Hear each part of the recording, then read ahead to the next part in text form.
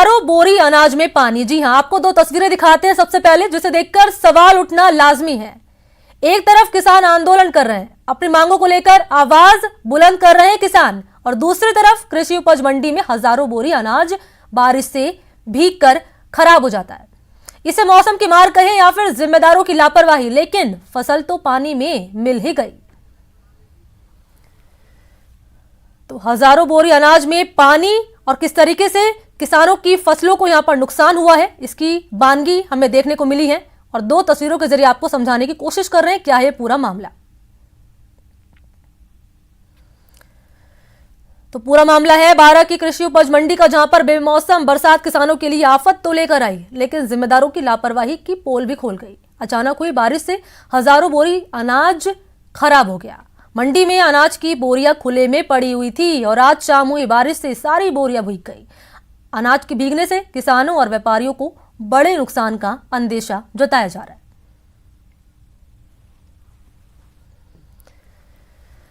तो देखिए किस तरीके से बारां में मंडियों में ये जो फसलें थी ये बोरियों में भरी हुई थी और इन्हें खुले में रखा गया था। अब सवाल ये कि एक तरफ किसान जहां आंदोलन कर रहे हैं अपनी मांगों को लेकर, दूसरी तरफ ये तस्वीरें। ज्यादा जानकारी देंगे सहयोगी विपिन, हम यही सवाल उठा रहे हैं कि एक तरफ किसान आंदोलन करें, दूसरी तरफ ये खबर निकलकर सामने आ रही है मंडी व्यापारियों की लापरवाही यहां पर सामने आ रही है। कितना नुकसान हुआ है, किसानों को क्या कुछ कहना है?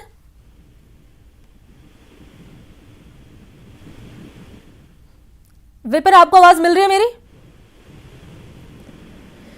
तो विपिन से फिर से संपर्क करने की कोशिश करेंगे, लेकिन लगातार आपको दो तस्वीरें दिखा रहे हैं टीवी स्क्रीन पर। बारां की ये तस्वीरें हैं, दो तस्वीरें आपको दिखा रहे हैं किस तरीके से मंडी में यहां पर फसलें रखी हुई थी बोरियों में भर के, और लापरवाही यहां पर सामने आ रही है। जिस तरीके से बारिश यहां पर हुई इसके बाद सारी फसलें भीग गई और बड़े नुकसान का अंदेशा यहां पर जताया जा रहा है, न केवल किसानों को बल्कि मंडी व्यापारियों को भी। बेमौसम बरसात के चलते यहां पर काफी अनाज बर्बाद हुआ है और जिम्मेदारों की पोल खुलकर यहां पर सामने आ गई है। तो देखिए पहली तस्वीर और दूसरी तस्वीर के जरिए समझिए किस तरीके से यहां पर पोल खुल गई जिम्मेदारों की। अगर जिम्मेदारों ने जिम्मेदारी समझी होती तो शायद ना तो उनको नुकसान होता और ना ही किसानों को नुकसान होता। विपिन, आपको आवाज मिल रही है मेरी? बिल्कुल बिल्कुल। विपिन, देखिए सवाल हम ये उठा रहे हैं, लगातार एक तरफ किसान आंदोलन कर रहे हैं, दूसरी तरफ ये तस्वीर निकलकर सामने आ रही है। कितना नुकसान हुआ है, किसकी लापरवाही, और जिम्मेदारों को क्या कुछ कहना है? बिल्कुल, ये शाम का वक्त था, आज जो है मंडी बंद थी। मनी इससे भी बड़ा नुकसान किसानों का होता, कृषि जिन्स बह निकलती, क्योंकि आज महाशिवरात्रि का पर्व था और ऐसे में मंडी बंद थी। मंडी बंद के बावजूद जो है किसानों का बिका हुआ माल और व्यापारियों का जो खरीदा हुआ माल था वो मंडी के वहीं पर तोल के रखा हुआ था।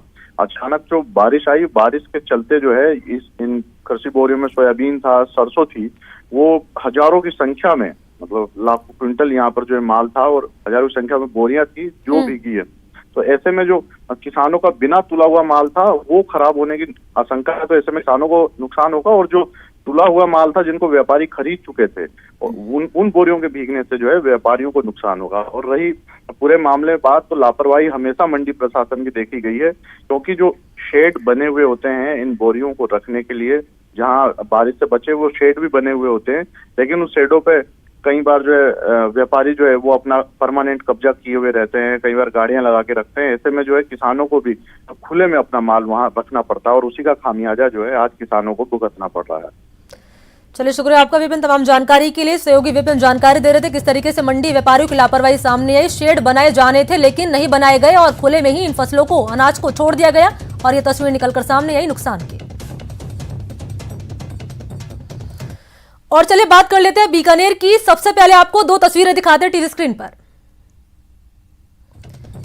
इन दो तस्वीरों में ही पूरी कहानी छिपी हुई है और तस्वीर आप देखिए।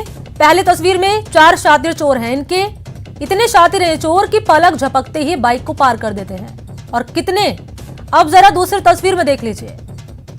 1 2 नहीं, पूरे 70 बाइक, जिसे पुलिस ने बरामद कर लिया। बीकानेर पुलिस के हाथ बड़ी सफलता लगी है। पुलिस ने 4 शातिर बाइक चोरों को गिरफ्तार कर लिया। इनके कब्जे से 70 मोटरसाइकिल भी जब्त की है। पुलिस की पूछताछ में बाइक चोरी की और भी वारदातें खुलने की संभावना जताई जा रही है।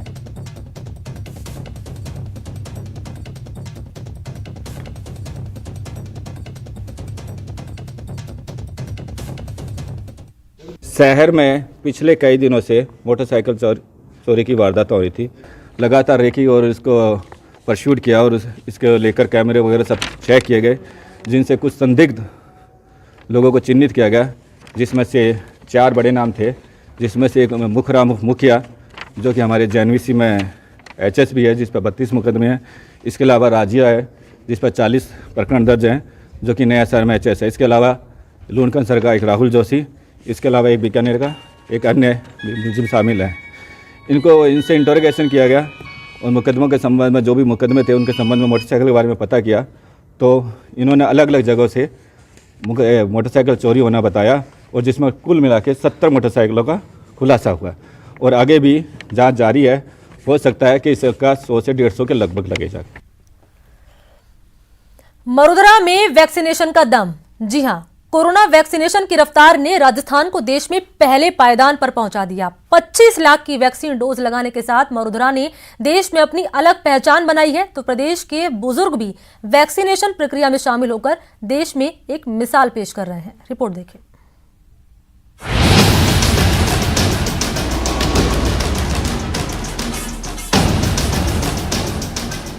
वैक्सीनेशन में बुजुर्गों का दम। बुजुर्गों ने बनाया मरुधरा को नंबर 1। कोई बीमारी नहीं है, बस लोगों ने वैसे डराया हुआ था कि ये होता है वो होता है, कहीं पेपरों ने भी ऐसे दे दिया उल्टा सीधा, ऐसा कुछ भी नहीं है। मैं 3 दिन पहले लगवा गया था और कोई प्रॉब्लम नहीं, 10 मिनट रुका खाली और उसका कोई दिक्कत नहीं। यही है वो जोश जिसने मरुधरा को वैक्सीनेशन में नंबर 1 बना दिया है। देश का करीब 25% वैक्सीनेशन राजस्थान में हुआ है। फ्रंट वर्करों के बाद जब से वैक्सीनेशन का दूसरा चरण शुरू हुआ, तब से इसमें और जोर देखने को मिल रहा है। देश के कई हिस्सों में कोरोना वैक्सीन को लेकर डर और वहम की कहानी सामने आ रही है, तो मरुधरा के बुजुर्गों में वैक्सीनेशन को लेकर ना डर है और ना ही वो किसी अफवाह में आने वाले हैं। कोई चीज गवर्नमेंट लाती है और तो वो सब पूरी तरह टेस्टेड ही लाती है, वो कोई एक्सपेरिमेंट नहीं करती अपनी जनता के ऊपर। तो अपनी वैक्सीन के ऊपर विश्वास नहीं करना तो स्वयं अपने लिए ही घातक है, अपने समाज के लिए घातक है। 1 मार्च से वैक्सीनेशन का दूसरा चरण शुरू हुआ, जिसमें 60 से अधिक आयु के लोगों को वैक्सीन दी जा रही है। महज 10 दिन के अंदर ही मरुधरा में करीब 11.5 लाख से अधिक बुजुर्गों ने टीका लगवा लिया है। रोजाना करीब 1.5 लाख बुजुर्ग टीका लगवाने के लिए वैक्सीनेशन सेंटर्स पर पहुंच रहे हैं। हालांकि वैक्सीनेशन के पहले चरण में भी राजस्थान देश में अव्वल ही रहा। 16 जनवरी से कोरोना वैक्सीनेशन का पहला चरण शुरू हुआ। मरुधरा ने गुरुवार सुबह तक 25 लाख वैक्सीनेशन का अहम आंकड़ा पार कर लिया, जिसमें करीब 22 लाख लोगों को पहले चरण की पहली डोज दी गई है। बुजुर्गों की ज्यादा संख्या में वैक्सीनेशन प्रक्रिया में भाग लेने का एक कारण बेहतर व्यवस्था है। राजस्थान में बड़ी संख्या में वैक्सीनेशन सेंटर्स बनाए गए हैं, ताकि बुजुर्गों को वैक्सीनेशन के लिए इंतजार नहीं करना पड़ रहा। ऑन द स्पॉट रजिस्ट्रेशन की सुविधा से भी ये काम आसान हुआ है। प्रशासन द्वारा वोटर लिस्ट के आधार पर लोगों को फ़ोन किए जा रहे हैं, उनको मैसेज किए जा रहे हैं पहुंचने के लिए, उनकी मदद की जा रही है। हमारे सेंटर्स पर हमने जो हमारे जो वर्कर हैं, हमारे जो वैक्सीन टीम है, उनके मोटिवेटर को हमने सबको समझाया हुआ है कि जो लोग आए उनसे आप शालीनता का व्यवहार कर ऑन द स्पॉट रजिस्ट्रेशन कराने की सुविधा देने के कारण हमारे यहाँ पर काफ़ी अच्छा वैक्सीन किया जा रहा है। बहरहाल पहले कोरोना मैनेजमेंट में अव्वल राज्य का दर्जा पाने वाला राजस्थान वैक्सीनेशन के मामले में भी देश में अव्वल है, तो इसके लिए राजस्थान सरकार की नीतियों के साथ ही मरुधरा वासियों के सहयोग का भी अहम योगदान है। सौरभ गृहस्थी, न्यूज़ 18 जयपुर। प्रधानमंत्री मोदी का आत्मनिर्भर भारत का आह्वान देश की अर्थव्यवस्था के एक अहम मोड़ पर आ चुका है। नेटवर्क 18 की पहल और ITC द्वारा प्रस्तुत इस खास पेशकश स्वाभिमान भारत में हम आपके लिए देश भर से ऐसी कहानियां लाते हैं जो आत्मनिर्भरता का एक बेहतरीन उदाहरण है। ऐसे ही कुछ कहानियां हैं कॉरपोरेट क्षेत्र से जो सामाजिक लक्ष्य को पाने में अहम भूमिका अपनी निभा रही है। विश्व महिला दिवस के मौके पर डेलॉइट ने भारत में अपनी विश्व स्तरीय मुहिम वर्ल्ड क्लास की शुरुआत की, जो भारत में महिलाओं को आत्मनिर्भर बनाने में सहयोग करेगी।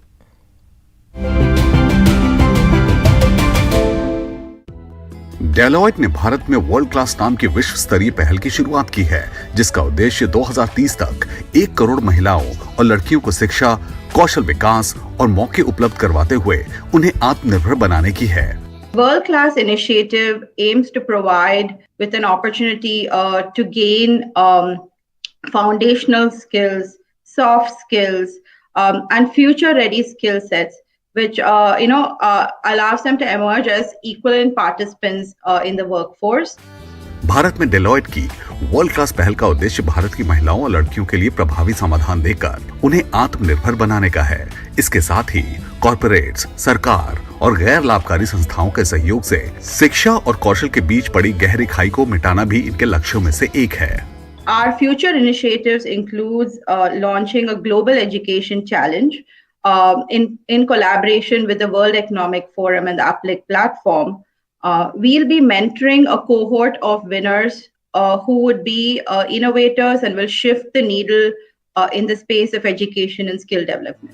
डेलॉयट की ये नई पहल स्वाभिमान भारत के लिए सही समय पर सही दिशा में एक अनोखा कदम है।